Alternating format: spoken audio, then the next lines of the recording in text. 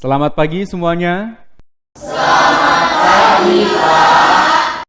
Bagaimana kabar kalian? Baik, Pak. Siapa yang tidak masuk?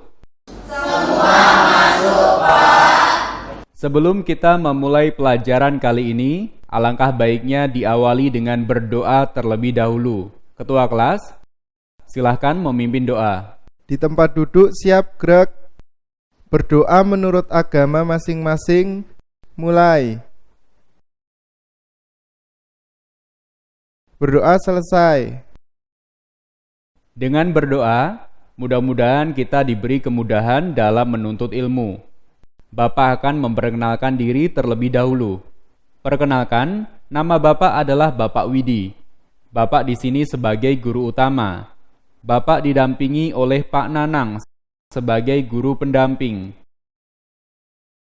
Selama pembelajaran 1 tahun ke depan, kami akan membimbing kalian dalam mempelajari materi ilmu pengetahuan sosial terpadu kelas 8. Apakah kalian sudah siap belajar? Siap. Di kelas 7, kalian telah mempelajari konsep ruang dan interaksi antar ruang di Indonesia. Di kelas 8, cakupan ruang lebih luas, yaitu Asia Tenggara. Bapak beri kalian waktu untuk mengamati ruang kelas ini kaitannya dengan ruang. Selesai ya? Ruang kelas ini pasti berbeda dengan ruang kelas lainnya. Entah itu desain ruangan, fenomena, dan bentuk di dalamnya, jumlah kursi dan meja, bentuknya, dan sebagainya. Setiap ruang kelas memang tidak sama, begitu pula dengan ruang yang ada di permukaan bumi ini. Misalnya ada ruang pesisir, di Jawa dan Sumatera pasti berbeda. Perbedaan tersebut dari segi tanaman yang tumbuh, fauna yang hidup, pemanfaatannya, ombak, angin, dan sebagainya. Siapa yang dapat menjelaskan kondisi ruang kelas ini? Saya, Pak. Fenomena yang ada di dalam ruang kelas ini meliputi meja, kursi, papan tulis, Pak Guru, dan teman-teman. Benar, bahwa komponen penyusun ruang kelas ini ada meja, kursi, papan tulis, dan kalian. Seperti yang sudah Bapak jelaskan tadi, bahwa komponen penyusun ruang kelas ini berbeda dengan ruang kelas lain. Ruang kelas ini dibatasi oleh dinding, lantai, dan atap. Siapa yang dapat menambahkan jawaban temanmu? Saya, Pak. Komponen kelas ini dapat diklasifikasikan menjadi 2, yaitu komponen biotik dan abiotik. Komponen biotik meliputi Pak Guru dan kami sebagai murid. Sementara komponen abiotik meliputi meja, kursi, papan tulis, penghapus, dan udara.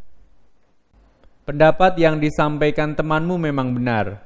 Komponen biotik dalam kelas ini ada saya sebagai guru dan kalian sebagai siswa. Sementara komponen abiotiknya berupa kursi, meja, papan tulis, dan lainnya. Sama halnya dengan ruang kelas ini yang memiliki komponen penyusun, begitu pula dengan ruang di permukaan bumi yang juga demikian.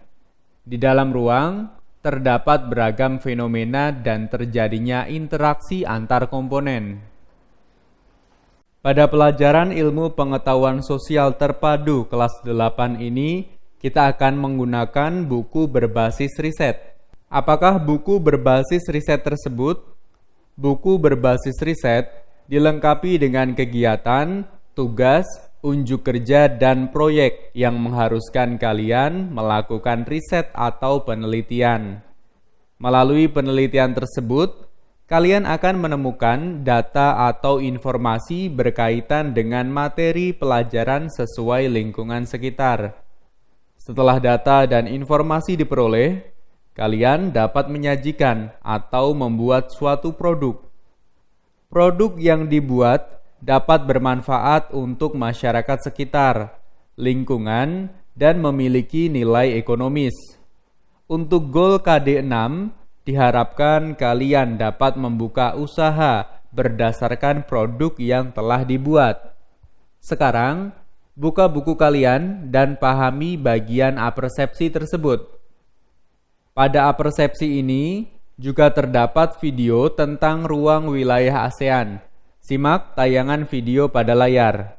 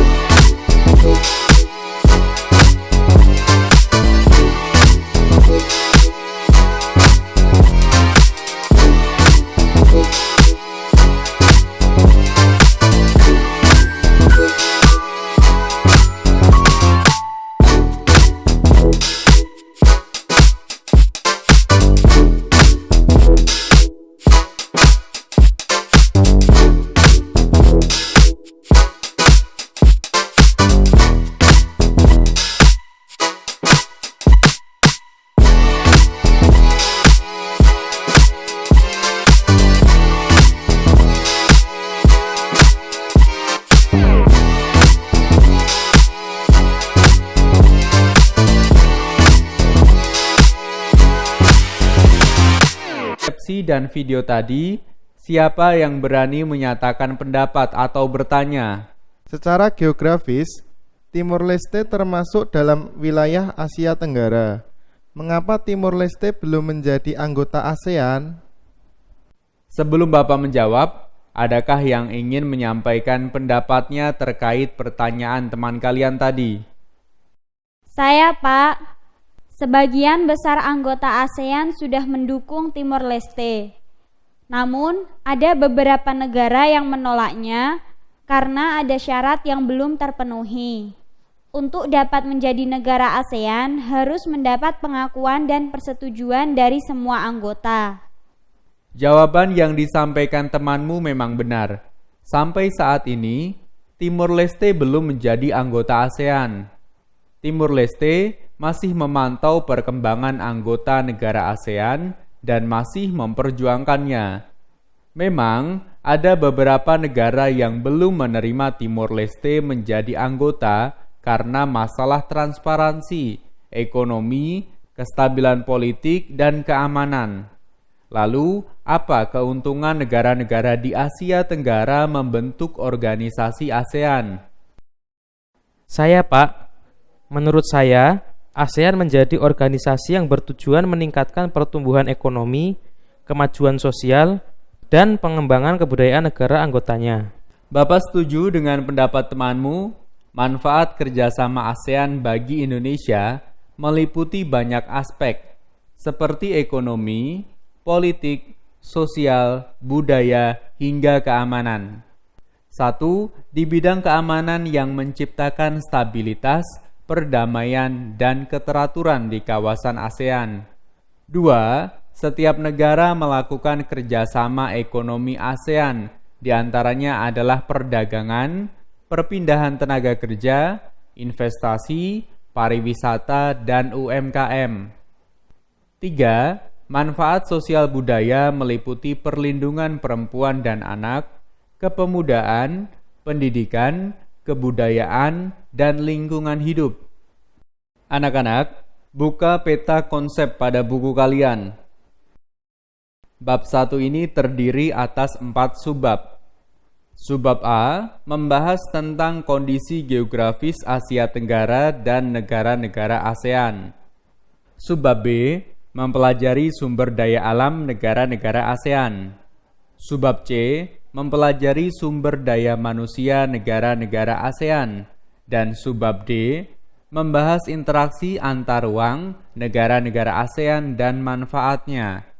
Itulah materi yang akan kita pelajari di bab 1 ini. Sekarang cermati kondisi geografis Asia Tenggara melalui peta yang akan Bapak tampilkan. Secara geografis, ASEAN memiliki kondisi yang beragam, meliputi kepulauan di Indonesia, Filipina, dan Malaysia. Ada pula pegunungan di selatan Thailand hingga Myanmar dan membentang di Pulau Sumatera, serta lembah di hilir Sungai Mekong. Hal ini berpengaruh terhadap kegiatan penduduk, ekonomi, politik, keamanan, dan pertahanan. Melalui peta ini juga dapat diketahui bahwa setiap negara memiliki kondisi geografis berbeda. Dari peta Asia Tenggara tersebut, Bapak akan mengajukan pertanyaan, apakah letak geografis dan astronomis Asia Tenggara mempengaruhi kondisi sosial, ekonomi, dan budaya penduduknya? Menurut saya, letak Asia Tenggara mempengaruhi kehidupan sosial, ekonomi, dan budaya. Contohnya Indonesia pada zaman kerajaan. Banyak kerajaan yang melakukan perdagangan dan menguasai wilayah melalui pelayaran. Hal ini karena kondisi geografis berupa kepulauan. Apa yang disampaikan temanmu memang benar. Ada yang dapat memberi contoh lainnya? Saya, Pak. Contohnya adalah negara Singapura. Singapura memanfaatkan lokasi di persimpangan pelayaran dan perdagangan dunia untuk mengembangkan ekonomi negaranya. Hal ini merupakan salah satu keuntungan letak geografis Asia Tenggara. Dari sumber daya alam, Singapura tidak terlalu besar. Namun, Singapura memanfaatkan letak strategis di persimpangan pelayaran dan perdagangan dunia. Sekitar separuh distribusi logistik atau pelayaran laut di dunia melewati Selat Malaka. Di selat ini terdapat 3 negara, yaitu Malaysia, Indonesia, dan Singapura. Masing-masing negara mencoba memanfaatkan potensi ini, seperti kota Melaka, Malaysia. Indonesia mencoba memanfaatkan dengan membuat pelabuhan peti kemas di Pulau Batam. Sementara, Singapura telah berhasil memanfaatkan potensi ini. Banyak kapal besar dari berbagai negara singgah di Singapura, sehingga ekonomi masyarakat dapat tumbuh. Ada yang dapat memberikan contoh kota di Asia Tenggara yang berkembang dari sektor pelayaran? Saya, Pak. Banyak kota di Asia Tenggara yang berkembang di pesisir seperti Jakarta, Surabaya, Makassar, Sorong, Kuala Lumpur, Singapura, Bangkok, Yangon, dan Manila. Hal ini menunjukkan bahwa kota berkembang dari pelayaran. Pelayaran memegang peranan penting dalam perkembangan ekonomi, sosial, politik, keamanan, dan lingkungan. Suatu wilayah dapat berkembang dari pelayaran, namun ada juga yang menimbulkan permasalahan karena pelayaran.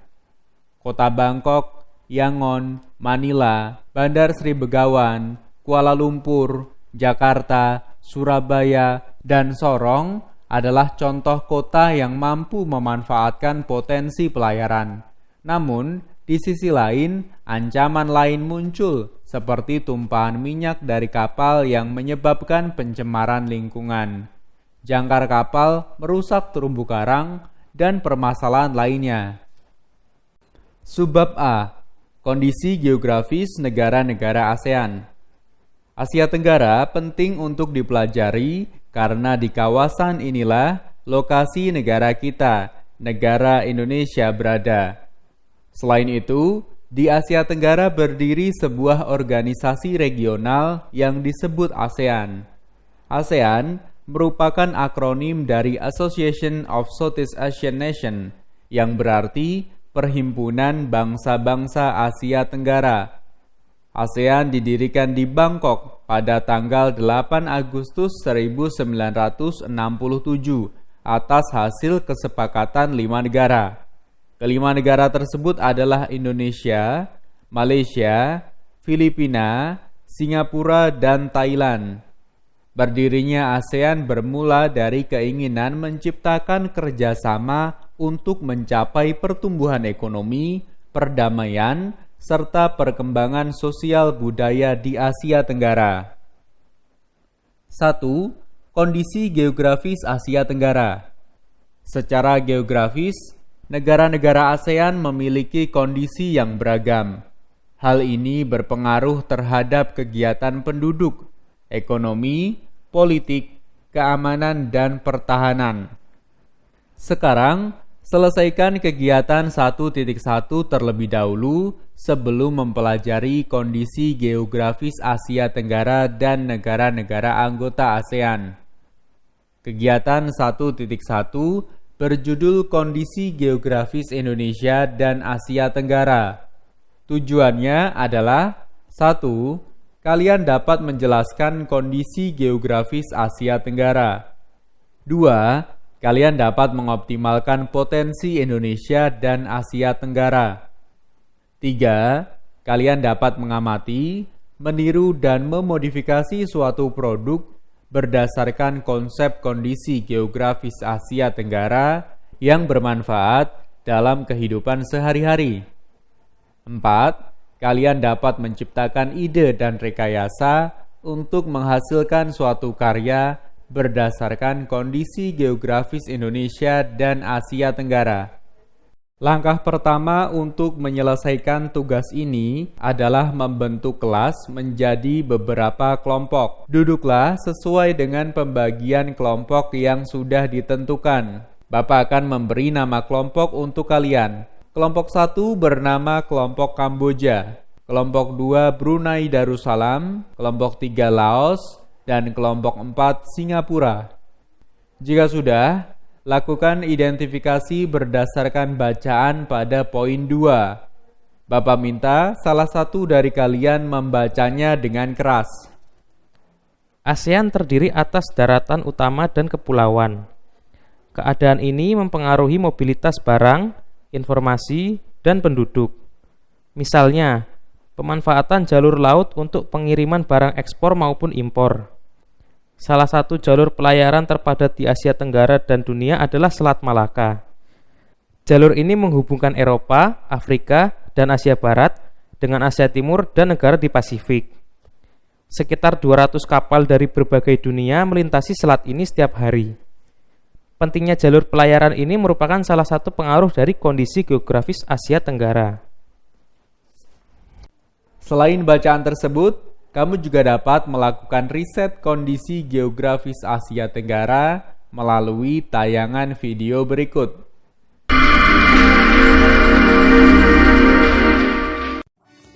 Iya, mau tahu penting dan berharganya Selat Malaka? Selat Malaka adalah sebuah selat yang terletak di antara Pulau Sumatera di Indonesia, sebelah barat, dan semenanjung Malaysia dan Thailand bagian selatan. Selat Malaka memiliki panjang 500 mil dan berbentuk corong dengan lebar hanya 40 mil di selatan yang melebar ke utara hingga sekitar 155 mil. Secara historis, Selat Malaka mulai berkembang pesat sebagai salah satu urat nadi pelayaran sejak akhir abad ke-15, yaitu saat berdirinya Kerajaan Sriwijaya. Peranan yang sangat menonjol dari Selat Malaka adalah sebagai tempat bertemunya berbagai saudagar yang berasal dari Persia, Arab, India, Tiongkok, dan daerah sekitar. Dan Selat Malaka merupakan salah satu jalur pelayaran terpenting di dunia, dan sama pentingnya seperti terusan Suez atau terusan Panama, keberadaan Selat Malaka juga sebagai salah satu jalur perdagangan terpenting di dunia dan tidak bisa dilepaskan dari berbagai kepentingan. Selat Malaka adalah kok poin minyak terbesar kedua di dunia setelah Selat Hormuz. Selat Malaka merupakan jalur air yang menghubungkan Samudra Hindia dan Laut Cina Selatan, yaitu Samudra Pasifik. Sebagai penghubung antara Samudra Hindia dan Laut Cina Selatan, Selat Malaka adalah rute laut terpendek antara India dan China. Dan saat ini Selat Malaka diperkirakan dilintasi tidak kurang dari 70 hingga 80 ribu kapal per tahun atau sekitar hampir 200 kapal setiap harinya. Ya, berdasarkan data Energy Information Administration, dari 60% volume minyak yang diangkut melalui laut di dunia, sepertiganya melewati selat ini.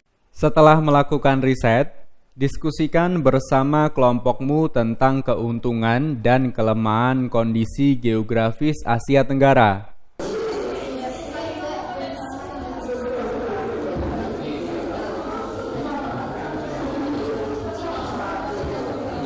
Selesai ya? Siapa yang dapat menjelaskan hasil risetnya berdasarkan bacaan maupun video Selat Malaka tadi? Selat Malaka termasuk di wilayah Asia Tenggara yang meliputi negara Indonesia, Malaysia, dan Singapura. Sejak Kerajaan Sriwijaya, Selat Malaka merupakan jalur pelayaran strategis. Selat Malaka juga merupakan salah satu wilayah yang dikuasai Kerajaan Sriwijaya. Karena menguasai selat atau jalur strategis ini, Kerajaan Sriwijaya memperoleh keuntungan besar. Kerajaan Sriwijaya dapat menentukan dan mengatur pelayaran di jalur ini. Hasil analisis yang disampaikan oleh kelompok Kamboja memang benar. Selat Malaka termasuk dalam kekuasaan Kerajaan Sriwijaya. Selat Malaka sangat strategis menjadi penghubung antara Eropa, Afrika, dan Asia Barat dengan Asia Timur dan negara-negara di Pasifik. Selanjutnya, kelompok Brunei Darussalam untuk menyampaikan hasil identifikasinya. Kondisi geografis berupa kepulauan memang menjadi hambatan distribusi barang maupun mobilitas penduduk. Namun, di sisi lain ada potensi yang dapat dikembangkan, yaitu pengembangan industri maritim. Salah satunya adalah pelayaran. Selama ini, distribusi di Indonesia maupun dunia sebagian besar dilakukan melalui pelayaran. Oleh karena itu, peluang yang harus dikembangkan adalah dengan mengoptimalkan perairan kita. Misalnya, pemerintah telah merencanakan tol laut. Tol laut ini menghubungkan wilayah terluar dan terpencil dengan wilayah besar, sehingga distribusi barang dapat merata dan mobilitas penduduk lebih mudah. Jika kita jeli melihat setiap ruang wilayah di Asia Tenggara, terdapat potensi yang dapat dikembangkan. Meskipun dalam pengembangannya ada hambatan yang harus dilalui. Hal tersebut juga berlaku bagi potensi Indonesia. Meskipun berupa kepulauan, namun potensi industri maritim berpotensi untuk dikembangkan. Apakah kelompok Laos sudah siap menyampaikan hasil diskusi? Berdasarkan hasil diskusi, potensi yang dapat dikembangkan adalah pertahanan dan keamanan. Hal ini untuk memberi keamanan kapal niaga dunia yang masuk wilayah Indonesia. Laut Indonesia sangat luas. Namun, risiko terhadap kejahatan di laut juga tinggi. Oleh karena itu, pertahanan dan keamanan sangat penting dalam menunjang kegiatan ekonomi laut Indonesia. Memang kejahatan laut seperti perompak dan penyelundupan di laut sangat besar. Hal ini harus diatasi agar tidak menimbulkan kerugian.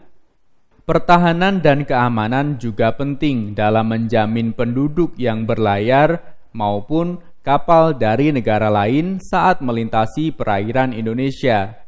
Terakhir, kelompok Singapura untuk melaporkan hasil risetnya. Kami akan melaporkan hasil riset.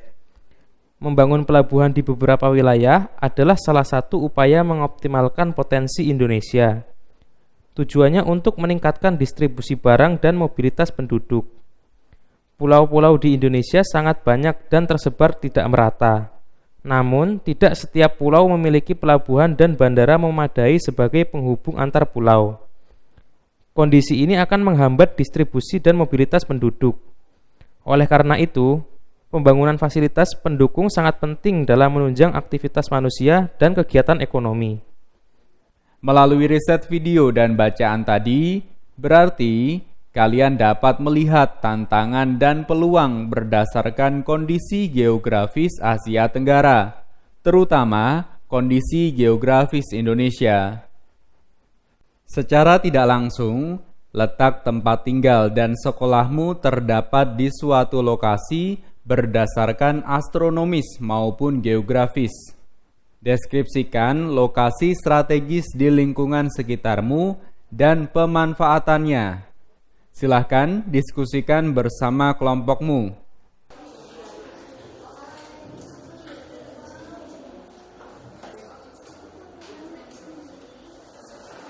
Sesi diskusi selesai ya. Bapak minta perwakilan dari kalian melaporkan deskripsi lokasi strategis di lingkungan sekitar. Ada yang sudah siap? Lokasi di lingkungan sekitar kami cukup strategis karena dilalui jalur alternatif kabupaten atau kota. Di sekitar jalan, sebagai jalur lalu lintas dimanfaatkan oleh penduduk sekitar untuk membuka usaha seperti bengkel, laundry, toko, jasa, maupun usaha lainnya. Perkembangan di jalur lalu lintas ini cukup cepat dibanding wilayah lain yang tidak dilalui jalur alternatif. Apa yang disampaikan temanmu benar, bahwa lokasi strategis pada umumnya lebih cepat berkembang dibanding lokasi yang tidak strategis. Apa yang akan kamu lakukan di jalur strategis di lingkungan sekitarmu? Buatlah perencanaan produk berdasarkan letak geografis lingkungan sekitar. Produk dapat berupa jasa atau barang. Sebagai gambaran produk, Bapak akan menayangkan video produk atau usaha berdasarkan lokasi geografis.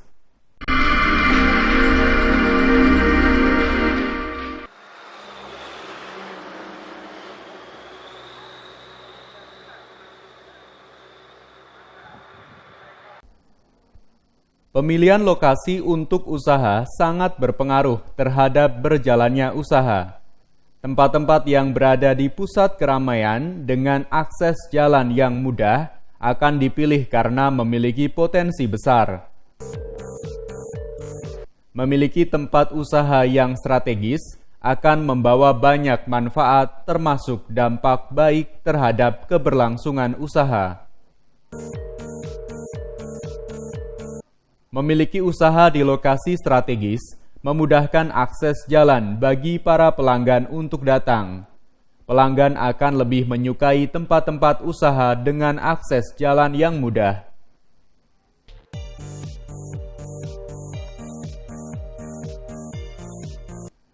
Lokasi strategis dapat dijadikan usaha seperti rumah makan, pusat oleh-oleh, tempat istirahat, dan pengisian bahan bakar.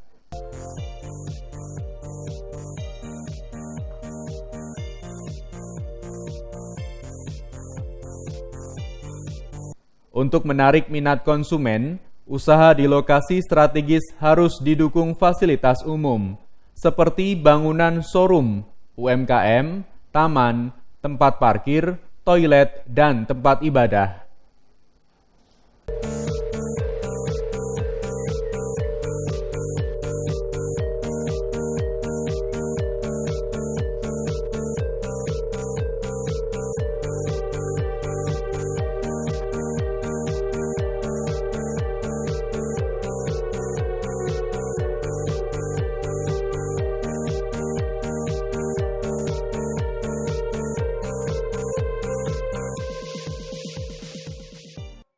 Nah, itulah contoh produk pemanfaatan lokasi strategis.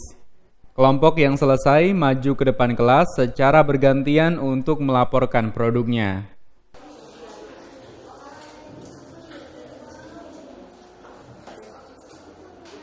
Selesai, ketua kelompok silahkan membacakan gagasan produknya di depan kelas. Silahkan kelompok Kamboja maju ke depan kelas. Di sekitar wilayah kami dilalui jalur nasional dan jalur kabupaten, sehingga dapat dikembangkan usaha berupa rest area dan toko. Target dari usaha ini adalah menyediakan tempat istirahat, tempat makan, dan ibadah bagi pengendara jarak jauh.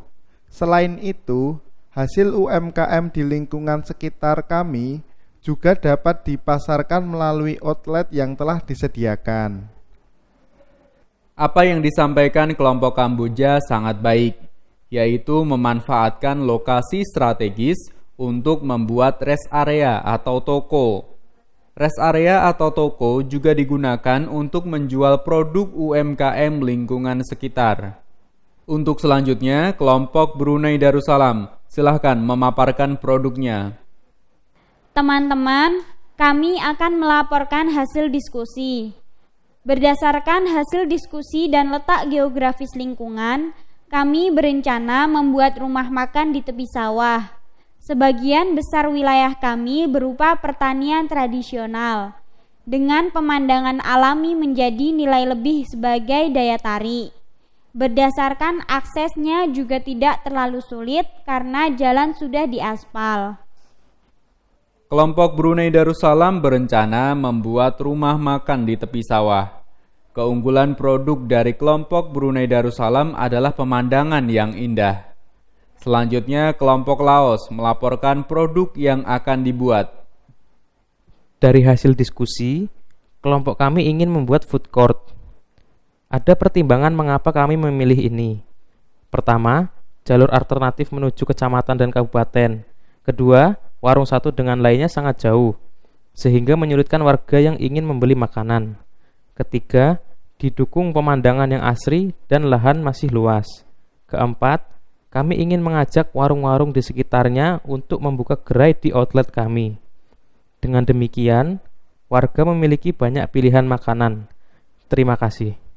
Kelompok Laos berencana membuat food court di lokasi strategis. Pembangunannya di jalur alternatif kabupaten dan kecamatan. Dengan pembangunan food court, diharapkan ada pemusatan makanan sehingga masyarakat sekitar memiliki banyak pilihan dan kemudahan berbelanja. Kelompok terakhir yaitu kelompok Singapura. Silahkan melaporkan produknya. Terima kasih teman-teman telah memberikan kesempatan kepada kelompok kami.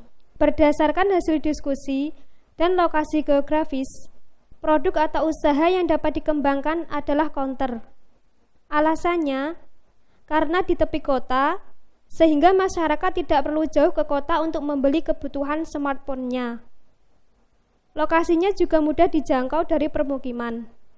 Selain itu, banyak pengguna jalan yang berlalu lalang lewat depan counter.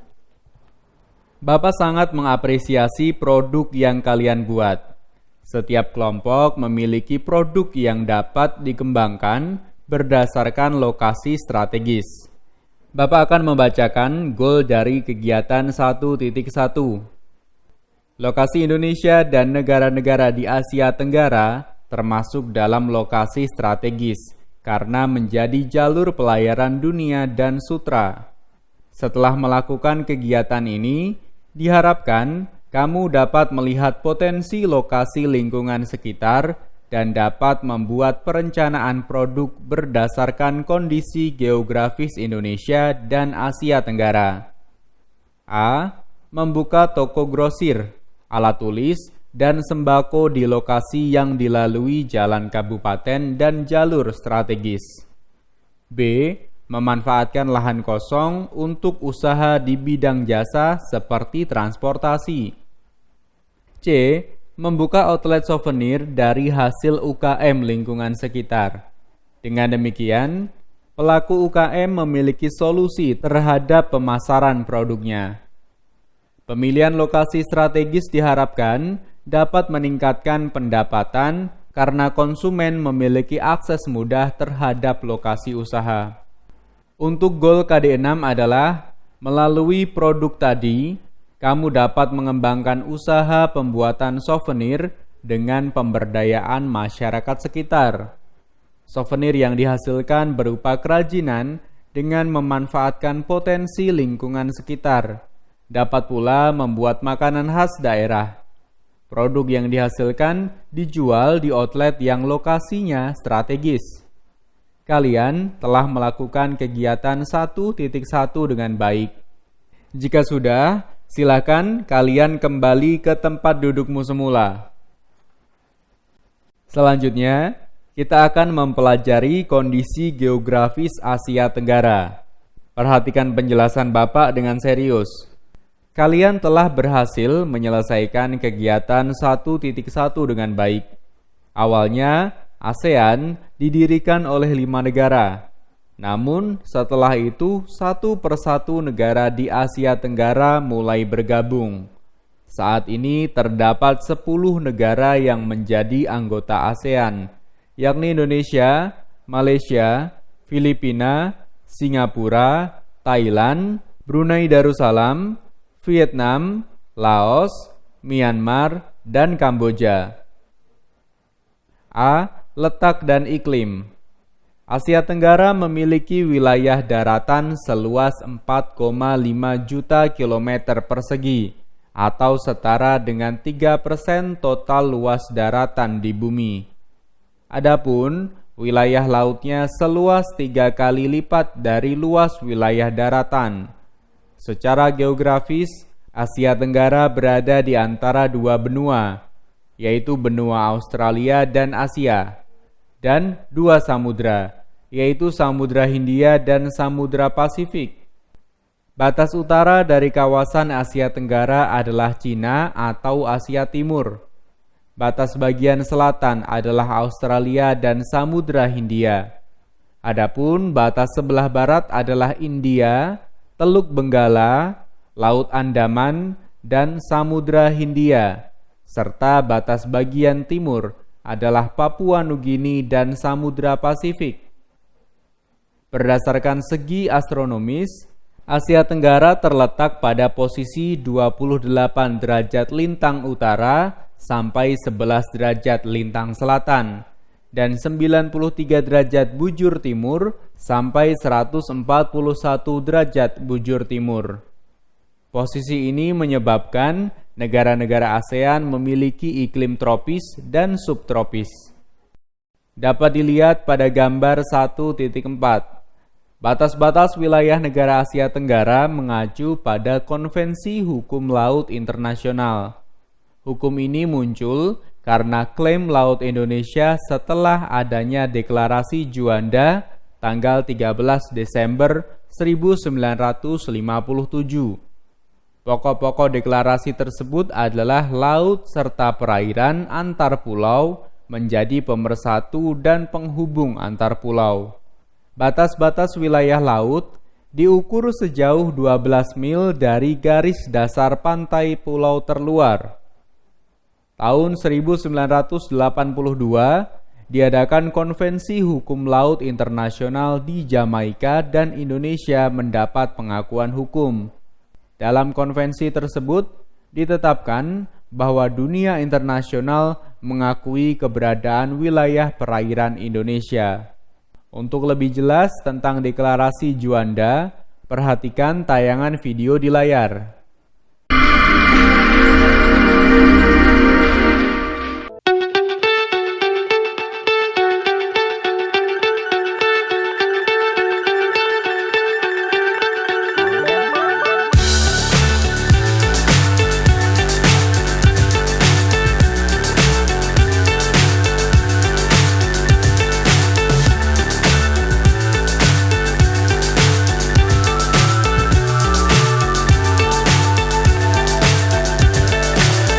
So high I'm hypnotized.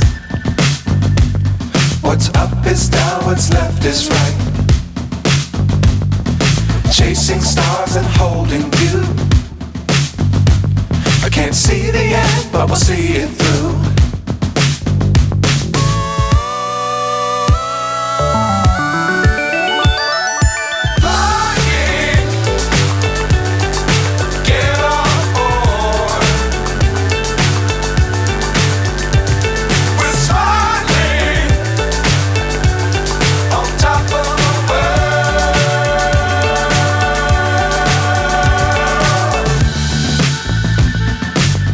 Times don't fly too high. Be sure to keep the ground in sight. Fly forever if you keep it tight. Love the world but keep the sky on your mind. Flying, get on board. We're smiling on top of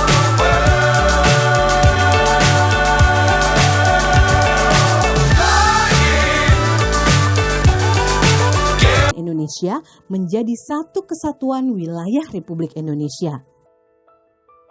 Awalnya, Deklarasi Juanda ditentang oleh hampir seluruh negara di dunia.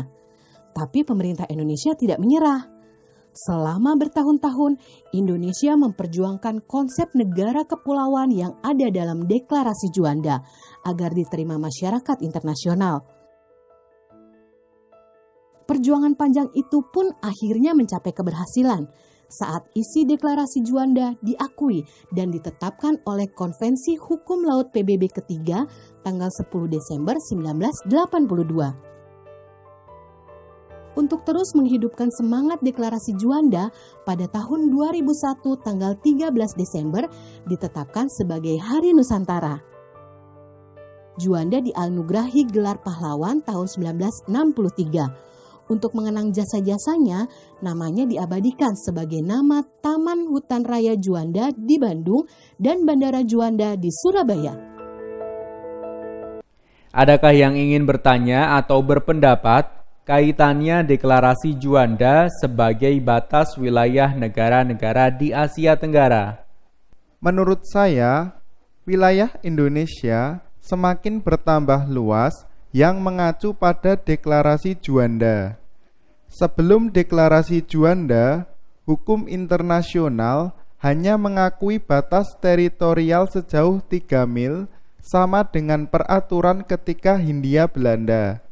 Dengan menganut hukum yang berdasarkan Deklarasi Juanda, sampai saat ini luas wilayah Indonesia sekitar 5,2 juta kilometer persegi.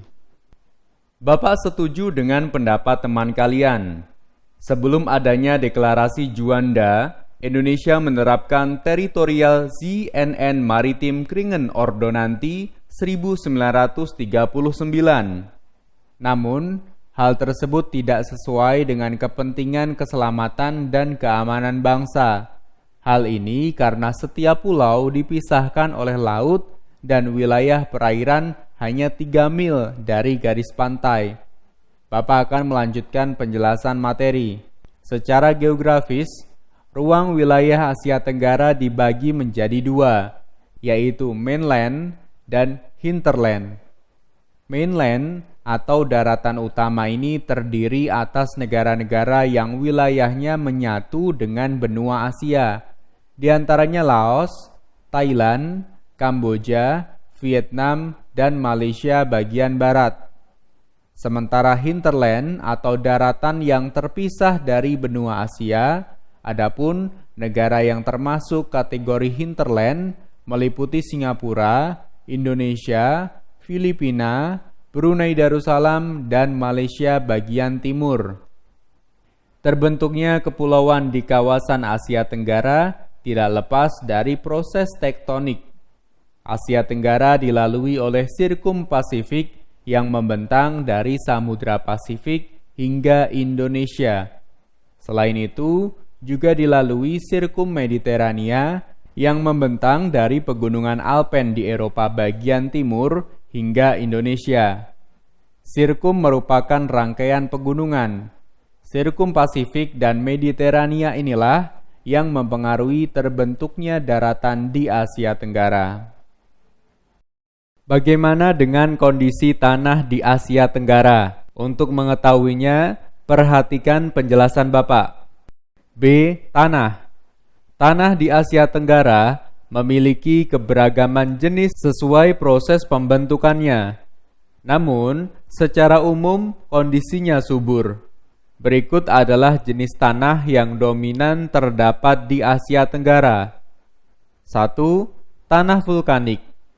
Tanah vulkanik merupakan jenis tanah hasil proses vulkanisme atau gunung berapi. Tanah jenis vulkanik bersifat subur. Karena subur, maka sangat baik untuk pertanian dan perkebunan. Tanah jenis ini terdapat di negara yang berada di zona cincin api Pasifik, di antaranya Indonesia, Thailand, Malaysia, dan Vietnam. 2. Tanah aluvial atau endapan. Tanah aluvial, endapan, merupakan jenis tanah yang dibawa dan diendapkan oleh aliran sungai. Jenis tanah ini pun subur dan baik untuk pertanian. Tanah aluvial terdapat di lembah atau tepi aliran sungai dan delta. Di Asia Tenggara, tanah aluvial terdapat di lembah, dan delta Sungai Nan, Sungai Mekong, dan Sungai Bengawan Solo.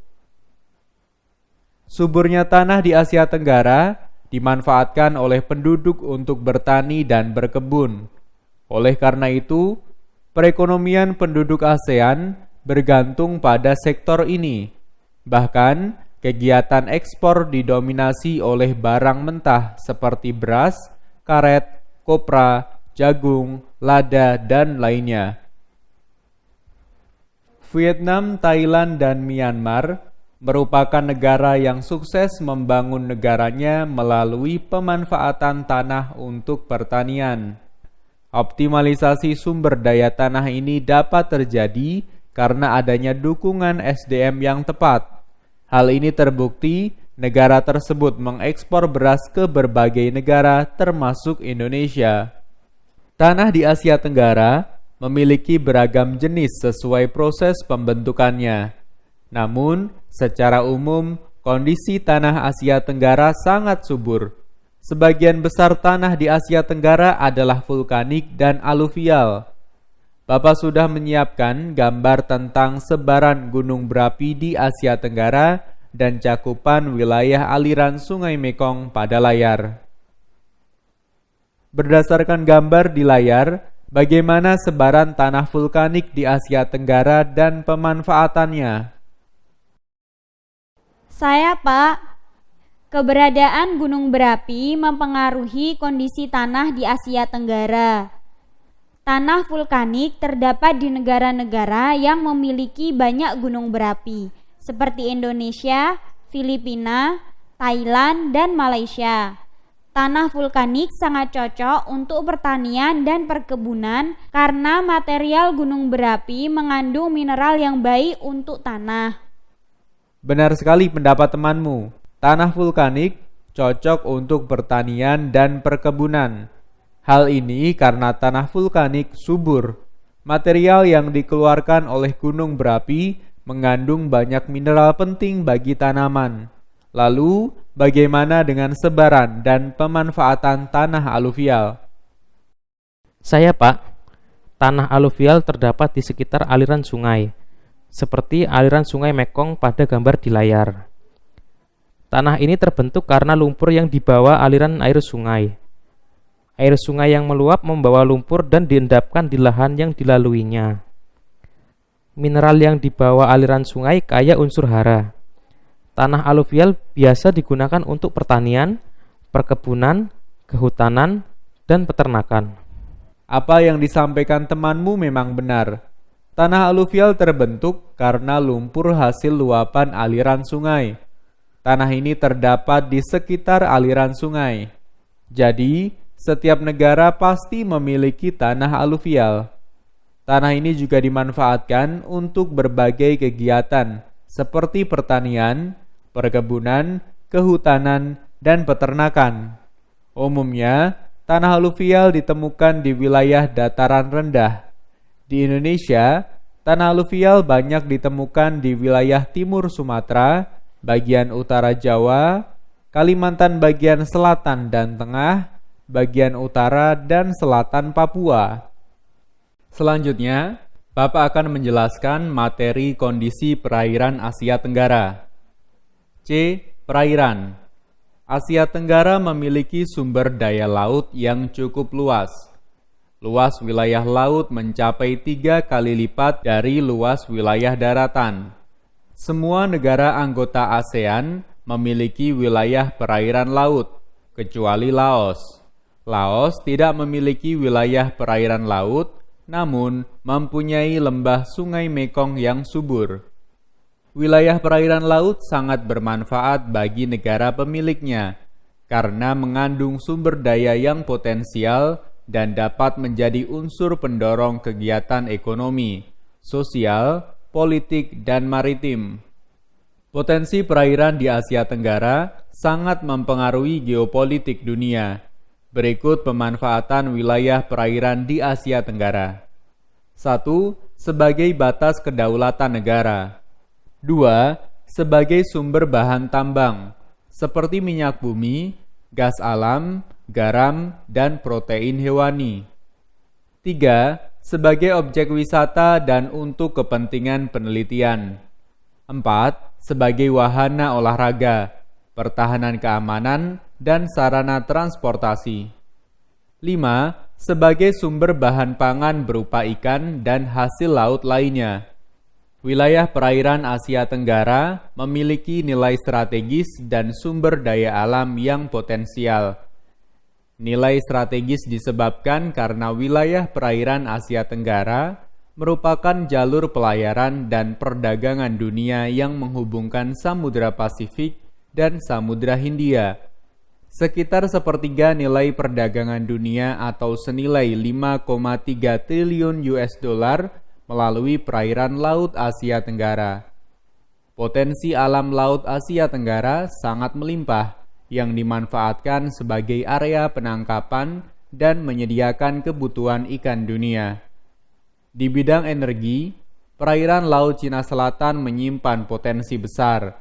Tercatat sekitar 11-125 miliar barel minyak, sementara potensi gas sekitar 190 hingga 500 triliun kaki kubik. Potensi ini belum termasuk beragam ikan dan keanekaragaman hayati lainnya. Sebagai gambaran potensi laut di Asia Tenggara, simak tayangan berikut.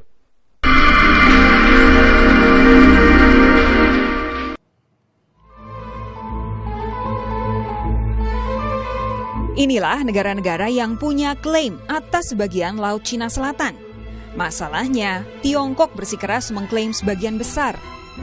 Tak hanya klaim, Tiongkok bersikukuh membangun sejumlah pulau buatan dilengkapi perlengkapan militer. Pada 2016 dan 2017 lalu, langkah inilah yang memicu protes sejumlah negara di sekitar Laut Cina Selatan dan mengundang kecaman Amerika Serikat.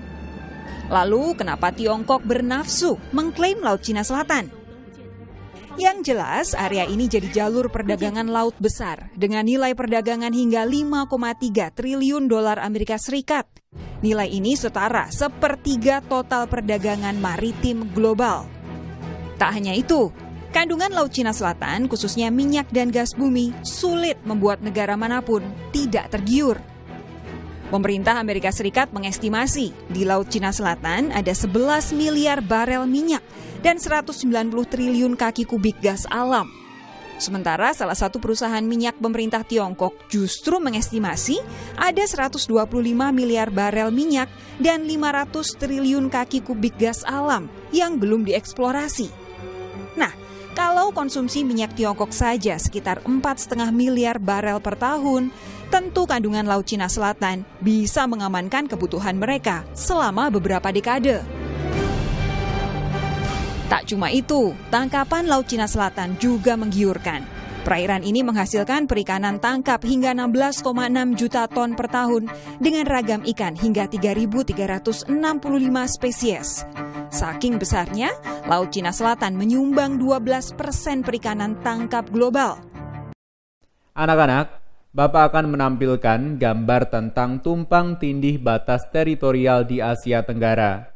Pada materi tadi, Bapak telah menjelaskan bahwa perairan berfungsi sebagai batas kedaulatan negara.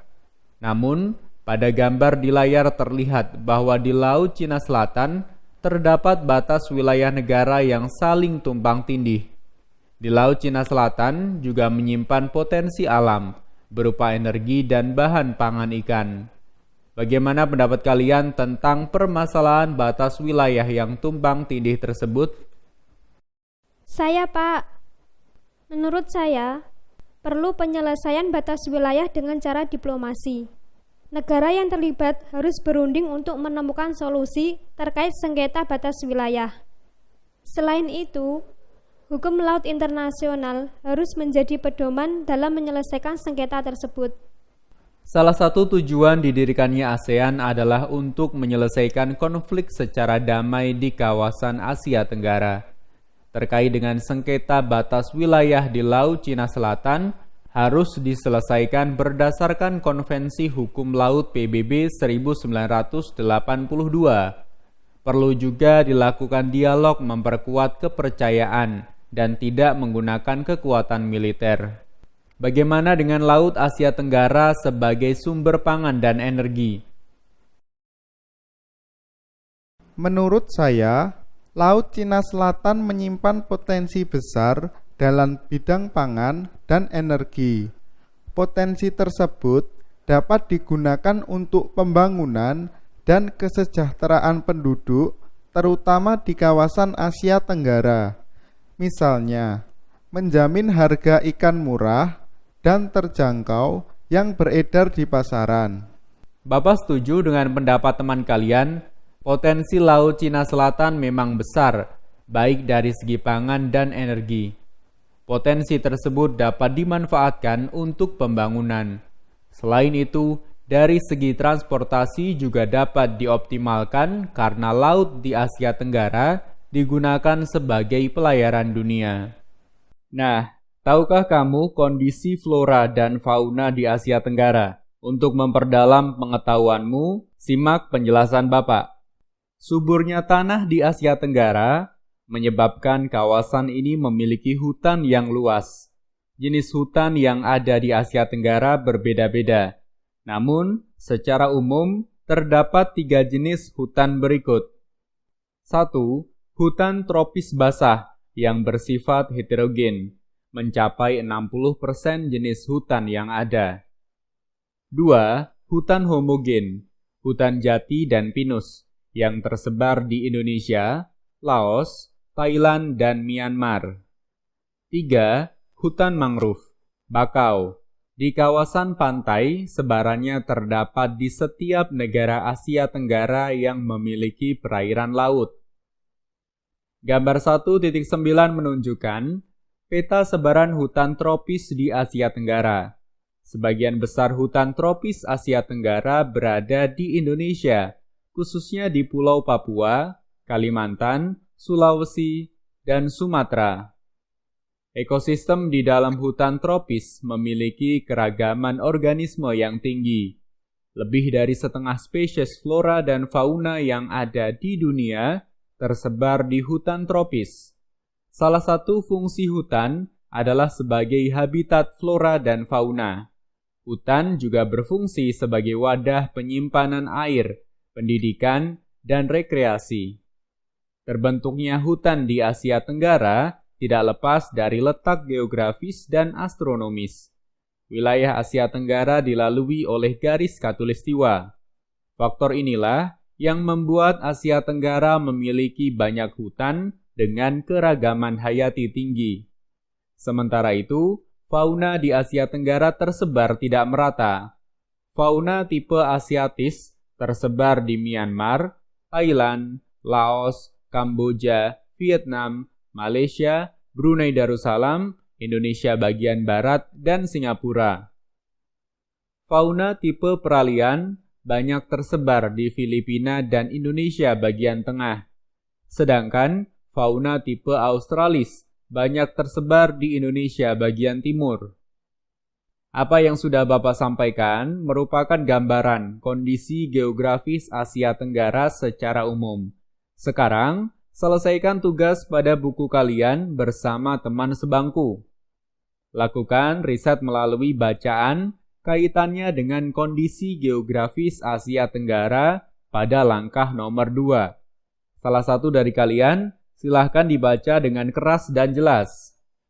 Tanah di Asia Tenggara dan khususnya Indonesia sangatlah subur.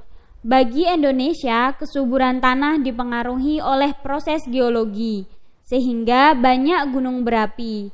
Material gunung berapi mengandung banyak mineral yang berguna bagi tanaman. Selain itu, Indonesia juga memiliki tanah gambut dan aluvial.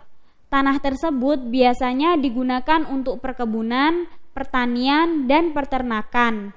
Suburnya tanah Indonesia membuat beragam flora dan fauna dapat hidup dengan baik.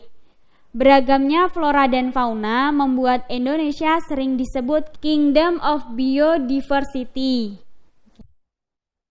Langkah selanjutnya adalah melakukan riset mengenai kondisi tanah, perairan, flora, dan fauna di lingkungan sekitarmu. Coba diingat-ingat kembali kondisi tanah, perairan, flora, dan fauna yang ada. Tuliskan hasil risetmu bersama kelompokmu pada lembar diskusi. Diskusi selesai, Bapak minta kelompok 5 melaporkan hasil diskusinya. Hal pertama yang ingin kami laporkan adalah kondisi tanah. Tanah di sekitar kami termasuk subur karena pengaruh abu vulkanik gunung berapi. Abu vulkanik membawa material yang kaya unsur hara, sehingga tanaman dapat tumbuh subur. Pada bidang perairan, yang mana air tanahnya dangkal, potensi air tanah dangkal ini mencukupi kebutuhan penduduk baik untuk kebutuhan rumah tangga, perikanan, dan pertanian. Selanjutnya adalah flora dan fauna. Memang banyak tumbuhan, namun faunanya sudah sangat berkurang. Pohon tinggi sudah jarang dan banyaknya pemburu burung membuat populasinya semakin berkurang. Laporan lengkap dari kelompok 5 yang meliputi kondisi tanah, perairan, air, serta flora dan fauna. Selanjutnya kelompok 8, apakah sudah siap? Kelompok kami akan melaporkan karakteristik keruangan di lingkungan sekitar dengan komponen terkait tanah, perairan, flora, dan fauna. Tanah. Kondisi tanah tidak terlalu subur. Tidak suburnya tanah ini mungkin disebabkan oleh sumber air yang sulit ditemukan. Perairan. Sulitnya sumber air disebabkan karena letaknya di lereng-lereng bebatuan. Penduduk mengandalkan air dari tada hujan maupun PDAM. Hal ini membuat air hanya cukup untuk memenuhi kebutuhan pokok penduduk saja.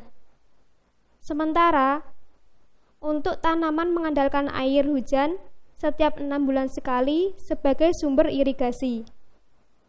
Flora dan fauna. Meski demikian, masih banyak ditemukan pohon-pohon besar dalam satu area. Area ini difungsikan untuk melindungi flora dan fauna di ruang wilayah kami. Setelah melihat laporan kelompok 5 dan 8, kalian pasti melihat perbedaan ruang wilayah. Ruang yang berbeda telah mempengaruhi kondisi tanah, perairan, flora, dan fauna yang pada akhirnya mempengaruhi kehidupan manusia. Selain melalui lingkungan sekitar dan bacaan tadi, kalian juga dapat melakukan riset melalui video. Bapak akan menampilkan karakteristik keruangan Indonesia di Asia Tenggara. Simaklah video berikut dengan cermat.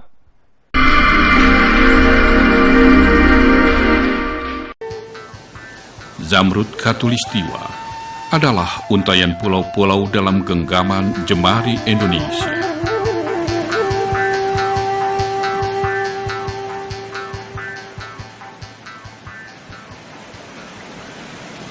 Sumber kehidupan bagi setiap tarikan nafas ini mengalir di setiap jengkal tanah. Ia mengalir dari tengah kesunyian rimba, melewati lembah dan ngarai.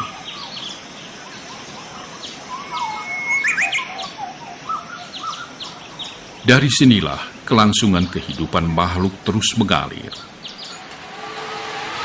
Ia ada sejak ratusan, bahkan ribuan tahun lalu telah menyatu dalam siklus kehidupan.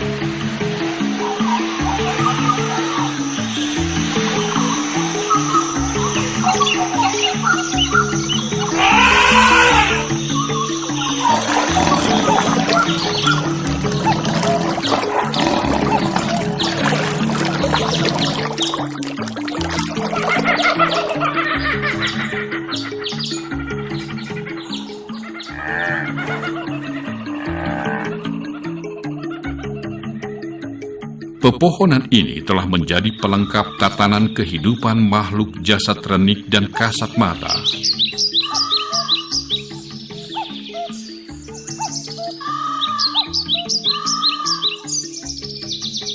Sinar mentari menerobos sela-sela dedaunan, memberikan kehangatan bagi apapun yang ada di balik lebatnya rimba yang lembab dan dingin.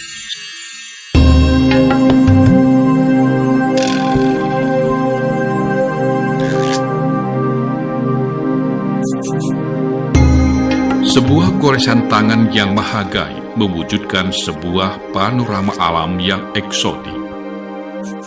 Inilah wajah Indonesia semula jadi.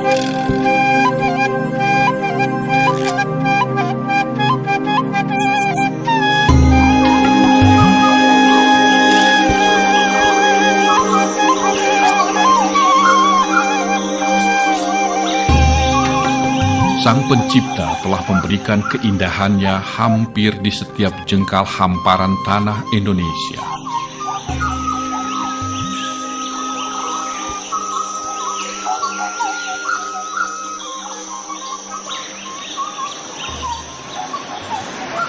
Perpaduan pepohonan rimbawi dan garis pantai membentuk mozaik panorama Indonesia.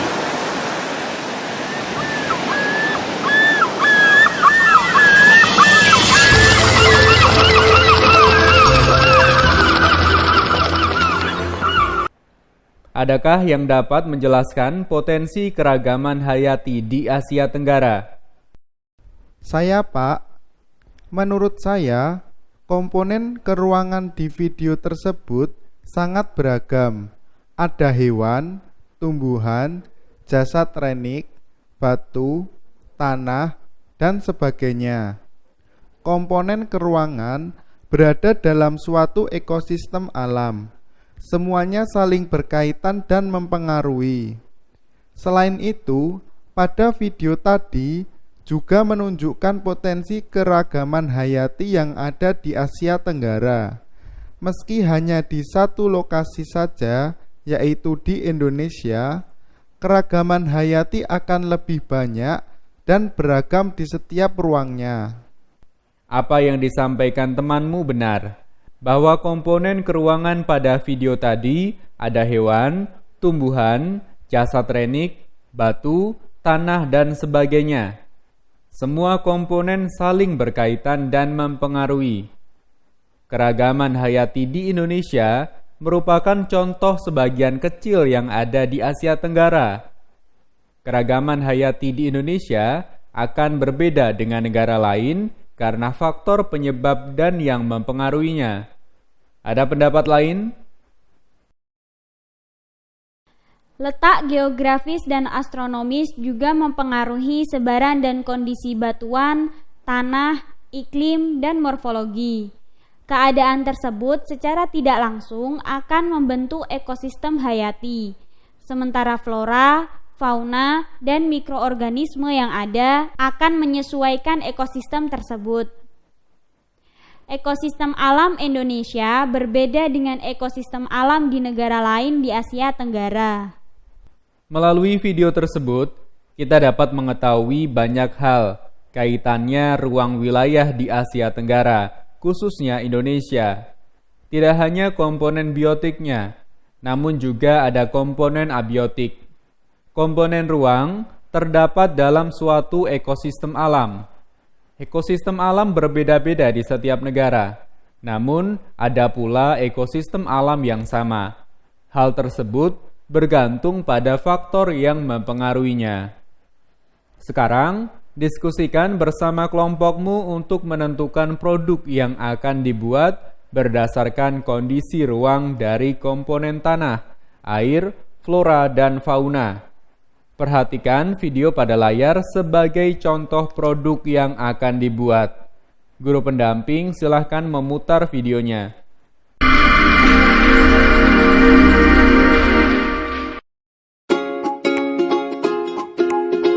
TerraPlanter merupakan penggabungan ide hidroponik dengan konsep pot berpori.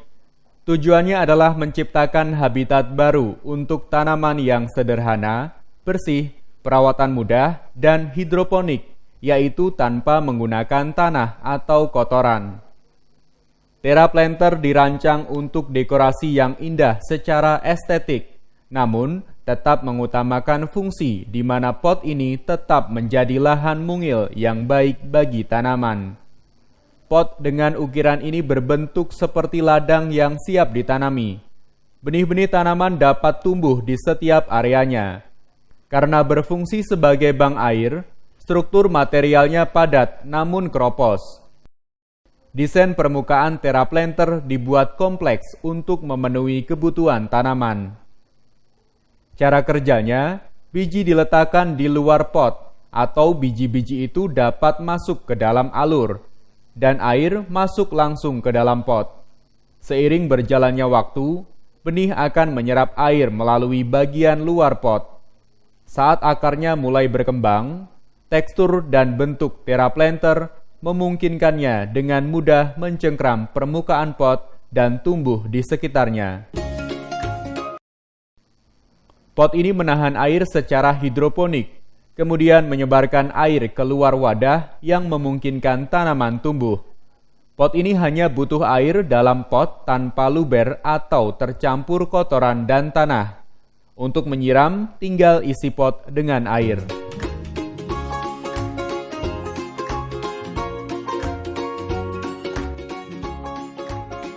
Video tadi merupakan teraplanter, yaitu pot yang terbuat dari tanah liat.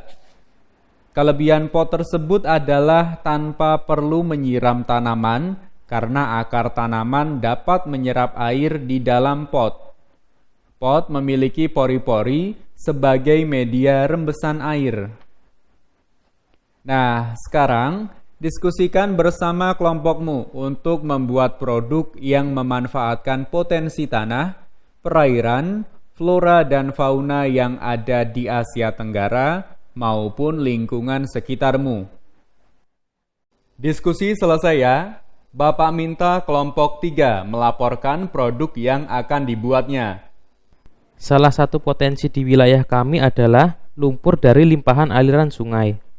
Lumpur dari limpahan sungai ini sangat subur, namun kurang dioptimalkan, baik untuk pertanian maupun lainnya. Potensi lumpur yang belum dimanfaatkan disebabkan oleh kurangnya pengetahuan tentang pemanfaatan dan pengolahannya. Oleh karena itu, kami mencoba membuat produk dari lumpur. Adapun produk dari lumpur tersebut diantaranya adalah batu bata, paving block, pot, asbak, dan sebagainya. Selain bahan baku murah, penduduk dapat memanfaatkannya untuk dijual kembali atau digunakan untuk material bangunan rumah. Produk yang dibuat kelompok 3 sangat baik. Kelompok 3 memanfaatkan potensi lumpur di lingkungan sekitar untuk membuat batu bata. Selain untuk batu bata, lumpur juga bisa dipakai untuk membuat paving block, pot, asbak, dan sebagainya. Selanjutnya, kelompok 4 melaporkan produknya.